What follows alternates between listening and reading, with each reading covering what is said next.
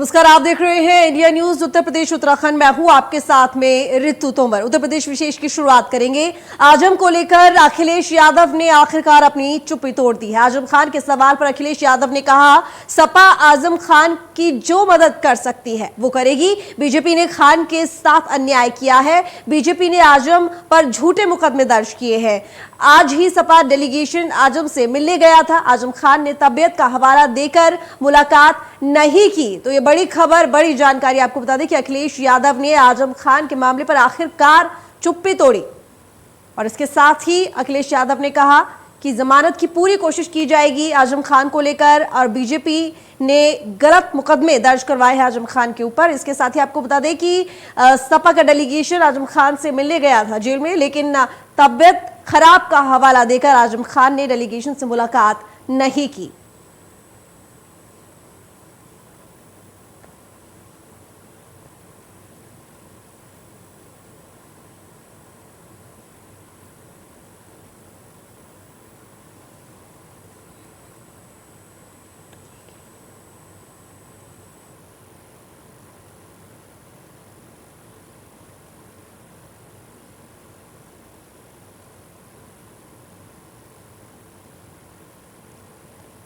तो आइए आपको सुनाते हैं अखिलेश यादव ने क्या कुछ कहा।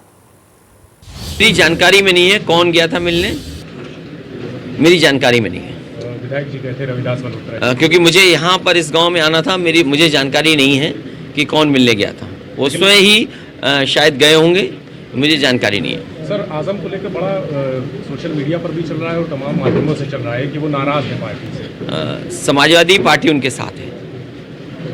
जमानत उनकी कराएंगे जो एक मामला। देखिए, वो कानूनी है और जो समाजवादी पार्टी लीगली मदद कर सकती है वो करेगी, लेकिन उनके साथ जो अन्याय हुआ है वो भारतीय जनता पार्टी ने किया है। भारतीय जनता पार्टी जानबूझ करके ऐसे अधिकारियों को लेकर गई जिससे उनके ऊपर अन्याय हो सके, झूठे मुकदमे लग सके।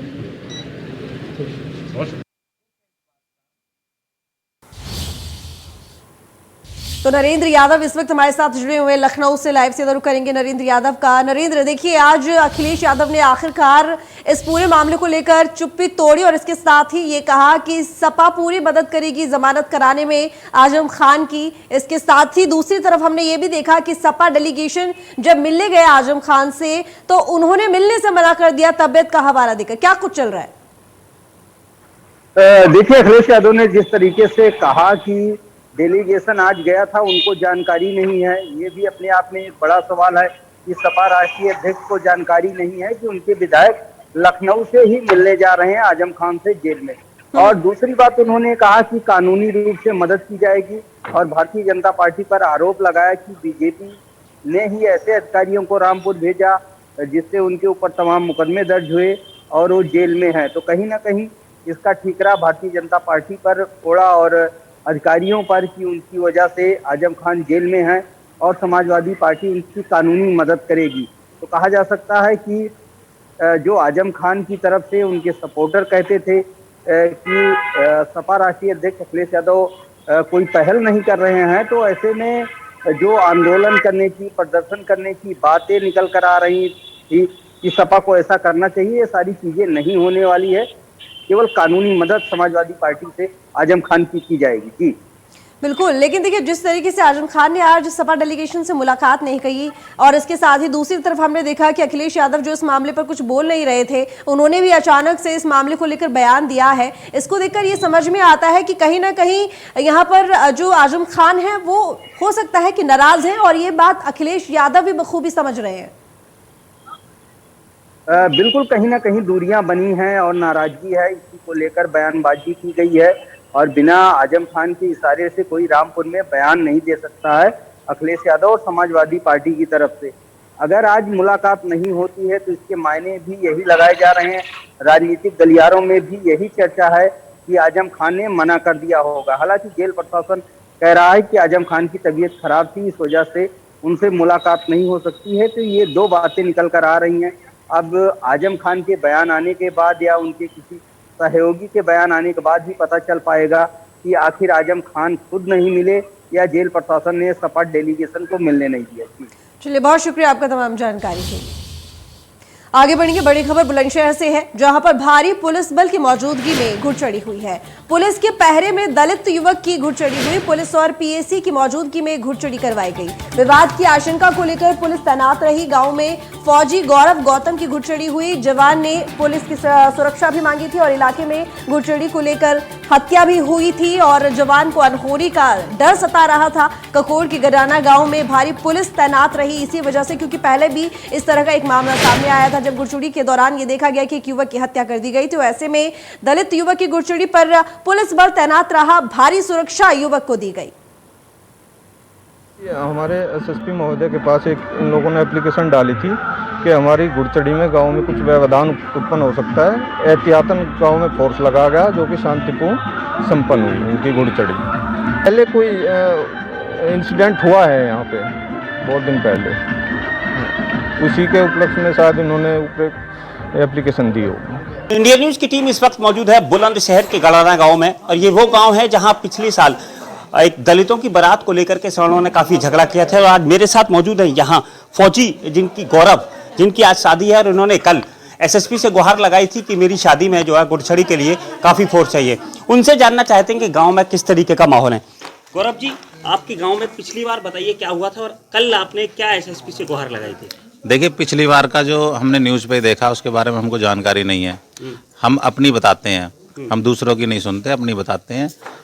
हमारा प्रोग्राम है बढ़िया से होना चाहिए पूरे गांव में, पूरे समाज में। मतलब कोई हमें किसी से कोई दिक्कत नहीं है, मतलब बढ़िया से होनी चाहिए। प्रशासन से गुहार थी मेरी कि मुझे प्रशासन चाहिए, ठीक है ना। देखो, खुशी का माहौल होता है, ऐसे लोग नहीं समझते हैं। जो भी लोग ये गंदा काम करते हैं ना, अपने भविष्य के बारे में नहीं सोचते हैं। यंग बच्चे हैं, ज़िंदगी खराब होती है। मैं भी हूँ, अगर कुछ कल को हो जाए तो उसका जिम्मेदार कौन है? आज आपके गांव में मतलब हर गली में पीएसी तैनात है और कई थानों की फोर्स है।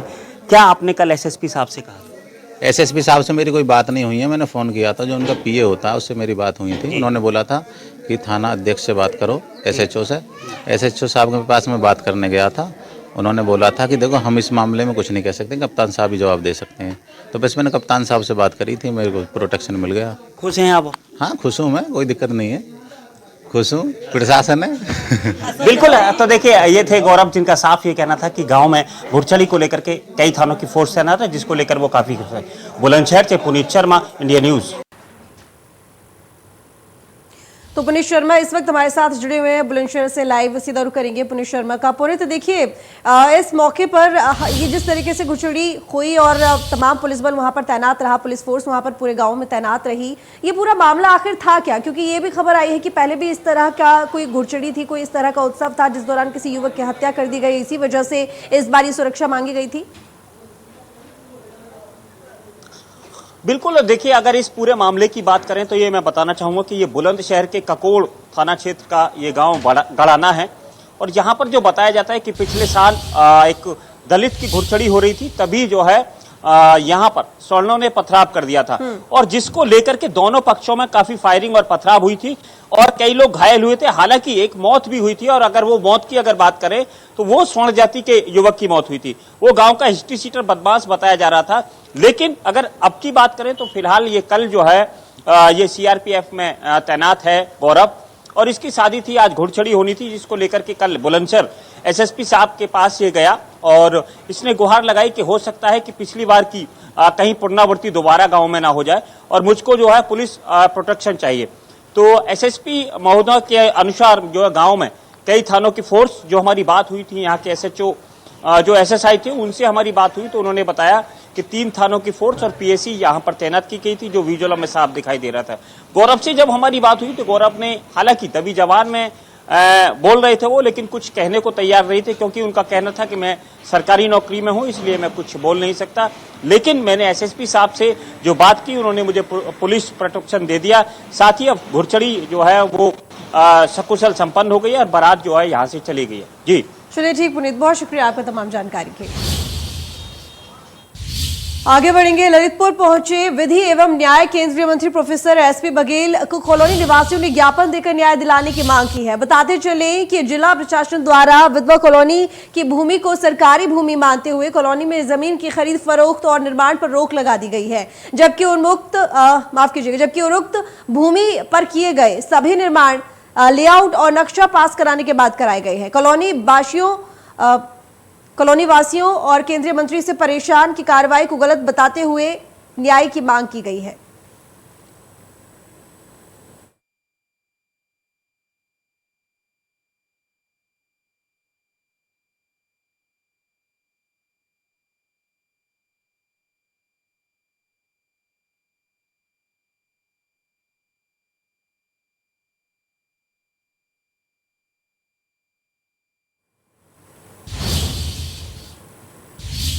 कैबिनेट मंत्री जितिन प्रसाद शाहजहांपुर पहुंचे, जहां उन्होंने उत्तर प्रदेश सरकार की तरफ से छात्र छात्राओं को टैबलेट और स्मार्टफोन बांटे।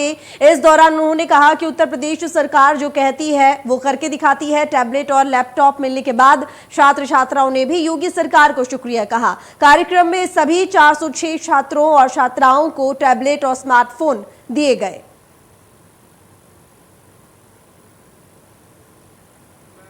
टेक्निकल कैंपस से बीटेक कर रहा हूं।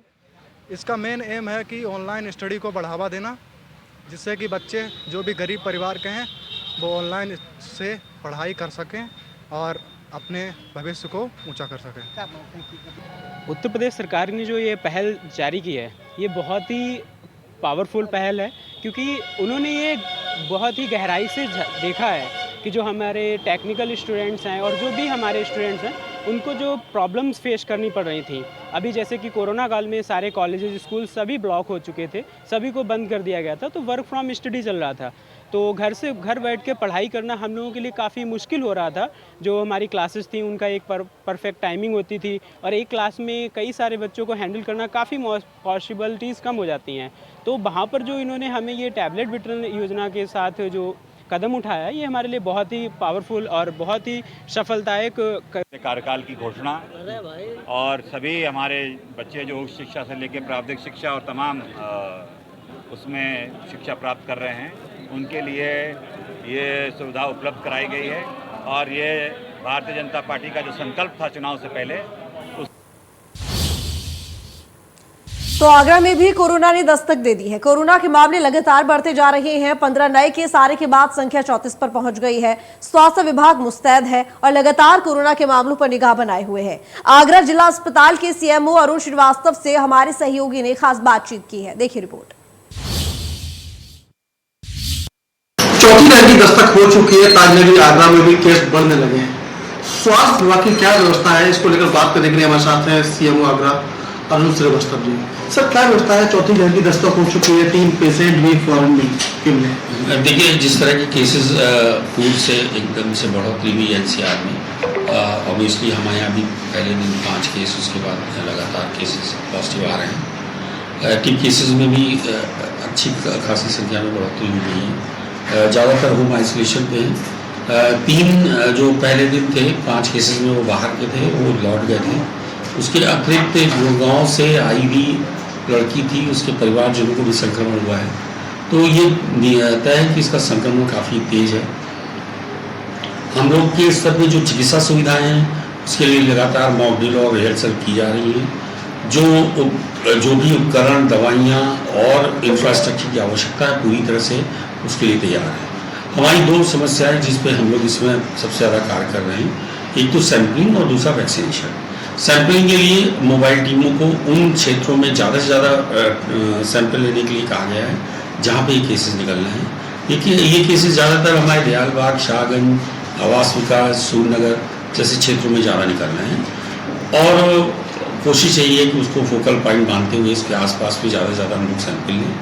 इसके अतिरिक्त जो भी एंट्री पॉइंट हमारे हो सकते हैं, उनमें हम लोग सैंपल बढ़ा रहे हैं। सर, आगरा पर्यटन नगरी है, तो उसको लेकर किस प्रकार से आप देख रहे हैं? पर्यटन नगरी में इस समय जहाँ तक हम लोग को रिस्क है वो एनसीआर से है। एनसीआर से ज़्यादातर लोग अपने निजी वाहन से आगरा आते हैं।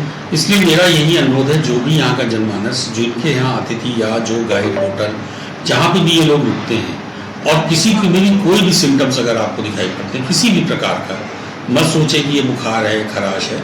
इसके अलावा भी अगर आपको कोई भी सिम्टम्स दिखाई पड़ता है तो तत्काल आप हमारे कंट्रोल रूम को इत्तला करें, जिससे कि हम वहाँ पे अपनी आरआरटी की टीम को भेज कर उनकी पूरी जांच कराएं। सर, लोगों से क्या अपील करेंगे? लोगों से मेरी यही अपील है कि आसपास अपने संक्रमण से बचने के लिए देखिए, कोई भी संक्रमित अगर संदिग्ध है तो उसका तत्काल हम लोग जांच करा लें। और दूसरी बात, अब खुद और अपने परिवार को वैक्सीनेशन लगा के अपने आप को पूरी तरह सुरक्षित कर लें।